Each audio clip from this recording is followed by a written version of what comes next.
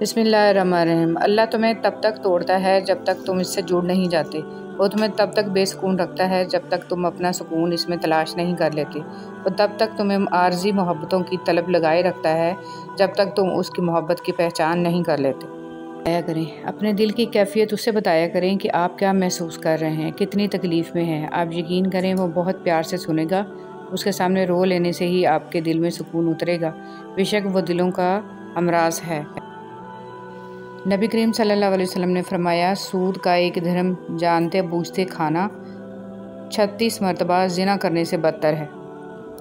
فرمان مصطفیٰ صلی اللہ علیہ وسلم، جو اپنے والدین کے ساتھ اچھا برتاؤ کرتا ہے اس کے لیے خوشخبری ہے کہ اللہ پاک اس کی عمر میں اضافہ کر دیتا ہے۔ نبی کریم صلی اللہ علیہ وسلم نے فرمایا، جو شخص اپنی زبان کو روکے رکھتا ہے اللہ اس کے عیبوں کو چھپا لیتا ہے۔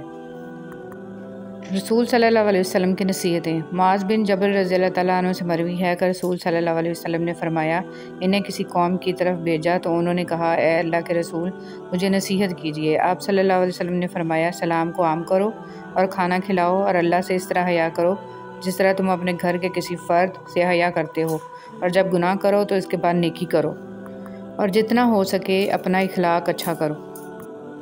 اللہ کے خاص بندے۔ رسول صلی اللہ علیہ وسلم نے فرمایا، لوگوں میں سے کچھ افراد اللہ والے ہوتے ہیں۔ صحابہ کرام رضی اللہ تعالیٰ عنہ نے عرض کیا، اے اللہ کے رسول صلی اللہ علیہ وسلم وہ کون لوگ ہیں؟ فرمایا، قرآن والے۔ وہی اللہ والے ہیں اور وہی اس کے خاص بندے ہیں۔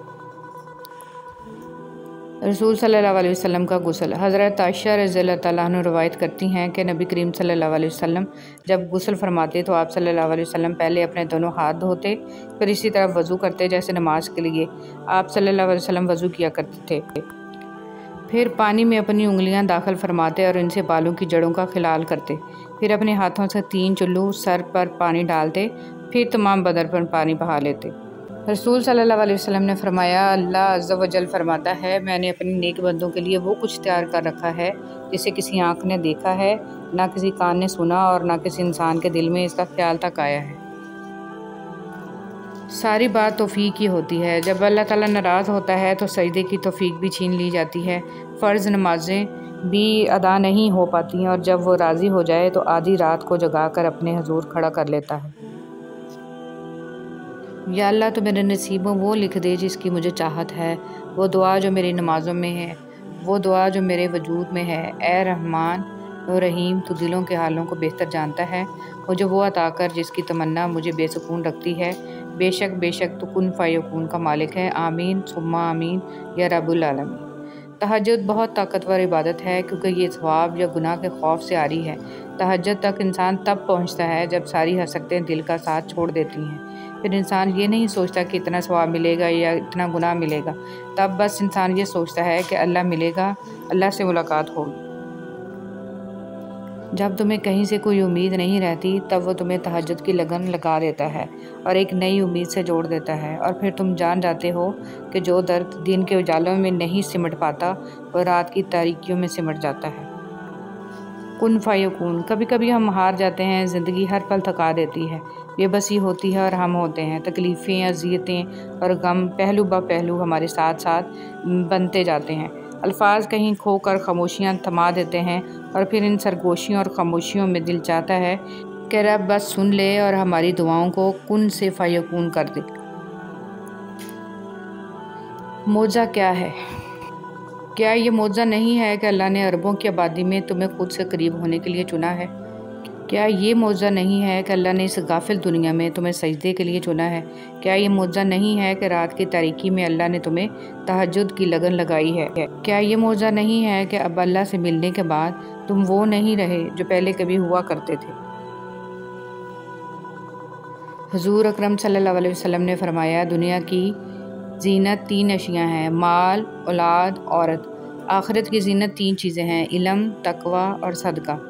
بدن کی زینت 3 چیزیں ہیں، کم سونا، کم کھانا، کم بولنا۔ عقل کی زینت 3 چیزیں ہیں، صبر، شکر، سارے گناہ معاف کر دینے والی نماز۔ سیدنا عمر بن سعید رضی اللہ تعالیٰ عنہ کہتے ہیں کہ سیدنا عثمان رضی اللہ تعالیٰ عنہ نے وضو کا پانی منگایا اور کہا، میں نے رسول صلی اللہ علیہ وسلم کو یہ فرماتے ہوئے سنا، جو مسلمان فرض نماز کے لیے اچھی طرح وضو کرے عمدگی کے ساتھ خشوع سے نماز ادا کرے اور احسن انداز سے رکوع کرے تو ایسی نماز اس کے پچھلے تمام گناہوں کا کفارہ ہو جائے گی جب تک وہ اپنے کبیرہ گناہ کا ارتکاب نہیں کرتا، اور یہ بات ہمیشہ کے لیے ہے۔ دبے پسے ہوئے لوگ، ہر سخت مزاج، جاہل، اکھڑ مزاج، لالچی و کنجوس اور تکبر کرنے والا جہنم میں ہوگا، جبکہ کمزور اور دنیا میں دبے پسے ہوئے لوگ جنت میں ہوں گے۔ رسول صلی اللہ علیہ وسلم نے فرمایا، کیا میں تمہیں وہ عمل نہ بتاؤں کہ جس کا درجہ نماز، روزے اور صدقہ سے بھی زیادہ ہے؟ لوگوں نے کہا کہ کیوں نہیں؟ آپ صلی اللہ علیہ وسلم نے فرمایا، آپس میں صلح کرنا اور آپس میں فساد پیدا کرنا تو نیکیوں کو تباہ کر دیتا ہے۔ رسول صلی اللہ علیہ وسلم نے فرمایا، جنت میں ایسے بالا خانے ہیں جن کا بیرونی حصہ اندر سے اور اندرونی حصہ باہر سے نظر آئے گا۔ یہ سن کر ایک اعرابی نے کھڑے ہو کر عرض کیا، اللہ کے رسول صلی اللہ علیہ وسلم، یہ کس کے لیے ہیں؟ آپ صلی اللہ علیہ وسلم نے فرمایا، جو اچھی بات کرے، کھانا کھلائے، خوب روزے رکھے اور اللہ کی رضا کے لیے رات میں نماز پڑھے جبکہ لوگ سوئے ہوئے ہوں۔ حضرت عمران بن حسین رضی اللہ تعالیٰ عنہ سے مروی ہے کہ اللہ کے رسول صلی اللہ علیہ وسلم نے فرمایا، اس امت میں بھی زمین میں 10 جانے، شکلوں کے بگڑ جانے اور پتھروں کے بارش والے عذاب نازل ہوں گے۔ مسلمانوں میں سے ایک شخص نے آپ صلی اللہ علیہ وسلم سے عرض کی، اے اللہ کے رسول، ایسے واقعات کب رونما ہوں گے؟ آپ صلی اللہ علیہ وسلم نے فرمایا، جب گانے والی عورتیں اور گانوں کا عام رواج ہو جائے گا اور کثرت سے شرابیں پی جائیں گی، جب روح گلے میں اٹک جائے گی۔ رسول صلی اللہ علیہ وسلم فرماتے ہیں، صدقہ کرنے میں دیر نہ کرو، ایسا نہ ہو کہ جب جان حلق تک آ جائے تو اس وقت تو کہنے لگے کہ فلاں کے لیے اتنا اور فلاں کے لیے اتنا، حالانکہ وہ تو اب فلاں کا ہو چکا۔ ارشاد نبوی صلی اللہ علیہ وسلم، اور جب تم کسی مریض یا کسی مرنے والے کی عیادت کے لیے جاؤ تو وہاں حق اور بھلائی کی بات کہو، کیونکہ وہاں تم جو بولتے ہو فرشتے اس پر آمین کہتے ہیں۔